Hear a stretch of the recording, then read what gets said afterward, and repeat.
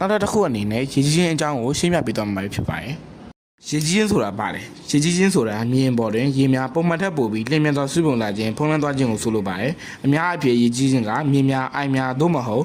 ရေလမ်းကြောင်းများမှာရေပမာဏများတိုးလာပြီး၎င်းတို့ရဲ့ကမ်းပါးများသို့မဟုတ်နေနမိတ်များကိုကျော်လွန်ကအနီးနားမှာရှိတဲ့ကုန်းမြင့်များပေါ်သို့စီးဆင်းလာသောအခါတွင်ဖြစ်ပေါ်လေ့ရှိပါတယ်ရေကြီးခြင်းဘာကြောင့်ဖြစ်ပေါ်တာလဲရေကြီးခြင်းဖြစ်ပေါ်စေရဲ့အဓိကအကြောင်းရင်းတွေကတော့မိုးတက်ထန်သောရွာသွန်းခြင်းမိုးရေများအချိန်ကြာမြင့်သောရွာသွန်းနေခြင်းကြောင့်မြေကြီးကရေကိုစုပ်နိုင်စွမ်းမရှိတော့ပဲရေကြီးခြင်းကိုဖြစ်ပေါ်စေပါတယ်။အထူးသဖြင့်ပင်လယ်ဒီတက်ခြင်းဆိုင်လုံးမုန်တိုင်းများအပွဲမုန်တိုင်းများကဲ့သို့ပြင်းထန်သောမုန်တိုင်းများကြောင့်ပင်လယ်မျက်နှာပြင်မြင့်တက်လာပြီးကမ်းရိုးတန်းများရေဝင်ခြင်းကြောင့်လည်းဖြစ်ပေါ်စေနိုင်ပါတယ်။နှင်းရေပြောခြင်းအေးတုတ်တတိုင်းများတွင်ဆောင်းရာသီတွင်စုပုံနေသောနှင်းငယ်များမျိုးရသီတွင်လျှင်မြန်စွာအရေးပြောပြီးမြေများကဲ့သို့ရေပမာဏများစီးဝင်လာခြင်းကြောင့်လည်းဖြစ်ပေါ်စေနိုင်ပါတယ်ရေကြီးခြင်းကြောင့်ဖြစ်ပေါ်လာတဲ့အကျိုးဆက်တွေကတော့ဘာလဲ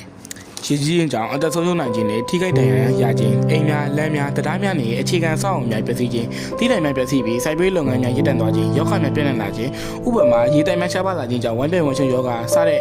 အကျိုးဆက်များကိုရရှိလာနိုင်ပါတယ်